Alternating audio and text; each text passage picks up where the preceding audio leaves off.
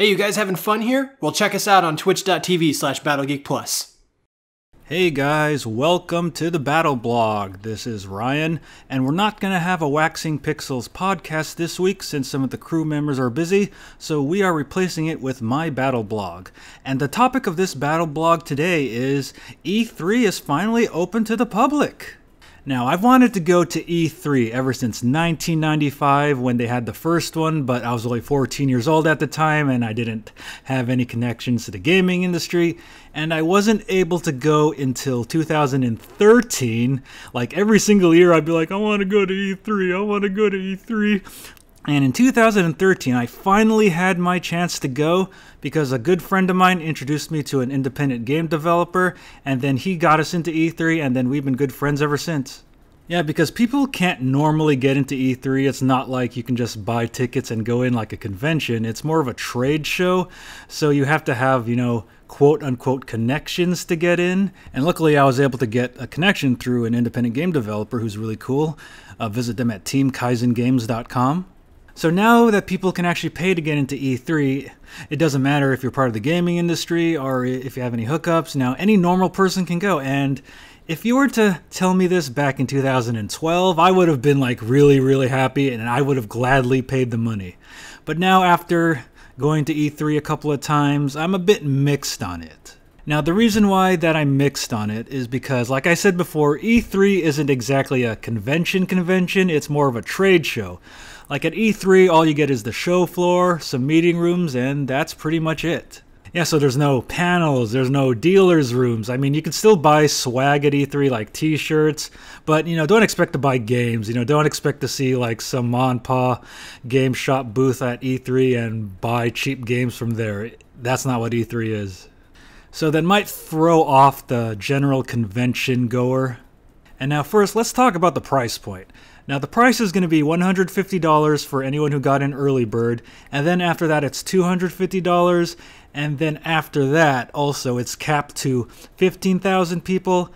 And I have to admit, going to a lot of conventions, $150 to $250 is a bit overpriced for what you're getting at E3.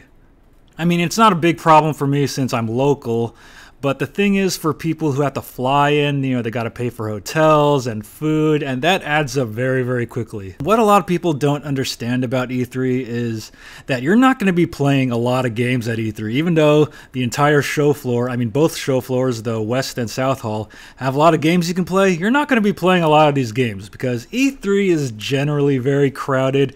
And if you want to play a lot of the AAA games, you're going to have to be waiting in line for a long, long time. I mean, if you go to conventions or amusement parks, this is like pretty common for you, but it kind of sucks that you have to spend like 4 hours in line just to play a game. Like, I got to play Zelda Breath of the Wild after I waited 4 hours, and the year before that, I had to wait like 6 hours for the Microsoft HoloLens, and I didn't think that was really worth it. I mean, Zelda was worth it, but I didn't know that I had to wait 4 hours for it, and I don't know if I really want to wait 4 hours again. So basically, the show floor is only open for like 8 hours, I think, from 10 to 5, and if you wait like 4 hours in line for a game, that's half your day. Half your day is gone, and you could spend that time like looking around other places at E3, because the show floor at E3 is huge, which is great, but it's also very crowded. And also, like, a huge, big concern for me, I don't want to sound like I'm some part of elitist club or anything, like, those people at conventions, the big fanboys and fangirls who yell at the top of their lungs, like they're yelling internet memes everywhere, like, it's over 9,000! Like at the top of their lungs while you're waiting in line. And then there's also those other people who don't take showers, because, yeah, I remember, like at Anime Expo 2004, I was at the Funimation booth, and I saw some people playing the Yu Yu Hakusho card game, and one of them was emitting this really, really terrible odor. Like, I've never smelled it before. Like, it smelled like rotten skin and rotten cheese. And I asked my friend, dude, what the fuck's that smell? Did someone like eat a rotten hamburger or something? And he was like, no, that's what happens when you don't take a shower for like a week. I'm like, holy shit, that fucking smells, man. Like, shit. Yeah. Those people are going to be at E3 this year. And the thing I like about E3 is it's a more professional environment. I mean, yeah, there are a lot of fans at E3, you know, a lot of people in business suits, a lot of people wearing t-shirts like me, but most of them are pretty well behaved. Like, they're not like fanboys, like those annoying convention fanboys and shit.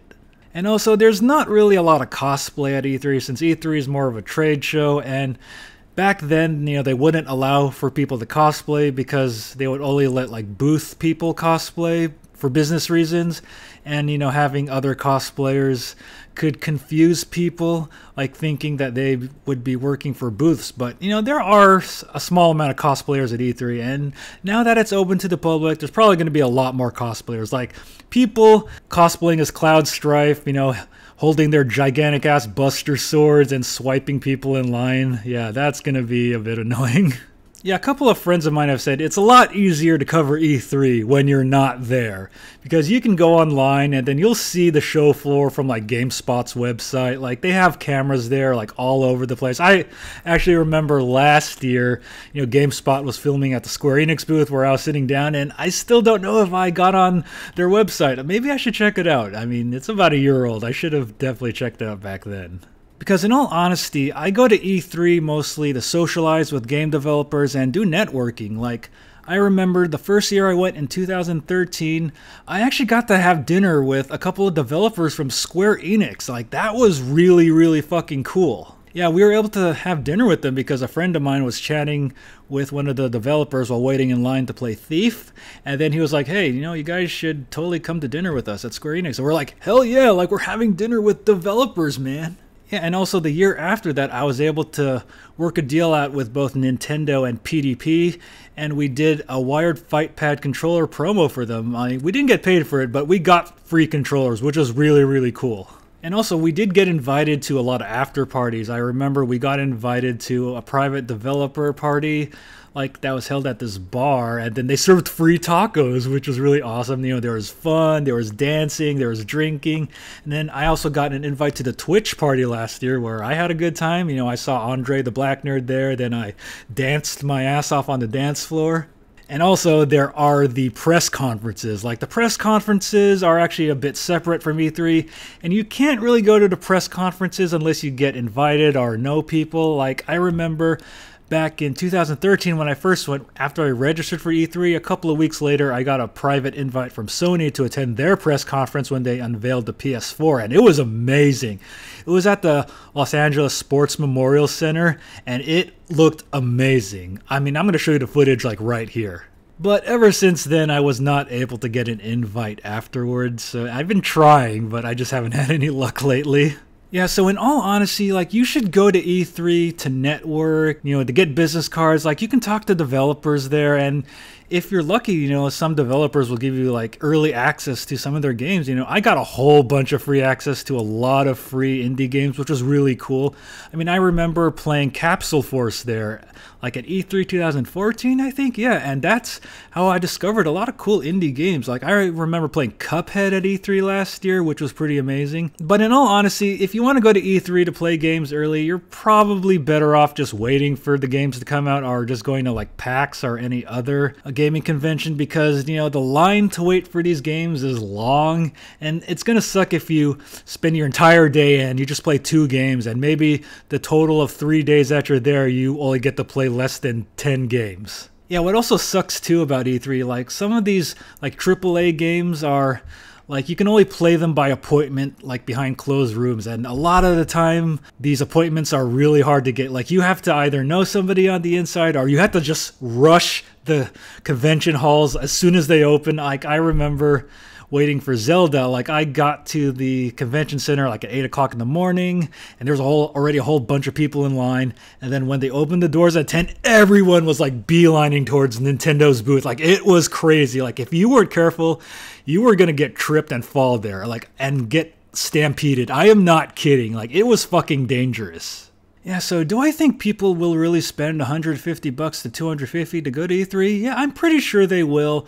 But the thing is, you know, E3 is during the weekdays, not during the weekend, because the weekend it's probably going to be a lot more packed. It's from like, it's in the middle of June, from a Tuesday Wednesday, Thursday, so you're probably going to have to take a week off just for that. Like, you can't really go over the weekend. So if you're saving your vacation time at work, you better save about a week. And also, food is very, very expensive at E3. Like, if you've ever been to the LA Convention Center, it's very expensive. There's food trucks outside. And if you're wanting to, you can walk a couple of blocks to like the Subway or the Denny's, although I don't recommend going to the Denny's near the LA Convention Center. There's also a Fat Burger, but you're probably going to be spending most of the time inside the convention center, so you're probably going to have to spend a lot on food. Yeah, so in my honest opinion, I recommend going to E3 if you want to network, make business deals, or if you have a YouTube channel or a blog. You know, you can capture footage for that, or you can blog about what you've played there. I mean, I recommend going to E3 if you're going to get something out of it. I mean, the experience is cool. I mean, I love the show floor. I love the atmosphere. I love the more relaxed atmosphere compared to other cons. But now, since the general public is coming to E3, it's going to be a little less relaxed, a lot more crowded. I remember last year was kind of crowded in West Hall, where Nintendo, Sony, and Microsoft are. And then South Hall is where most of the developers like Capcom, Square Enix are. But South Hall was a little more empty because a lot of the big companies opted out of E3 because they wanted to interact more with their fans so they can get, you know, more detailed feedback. Like, I remember EA and Activision and Disney Interactive didn't come last year, so South Hall kind of felt empty.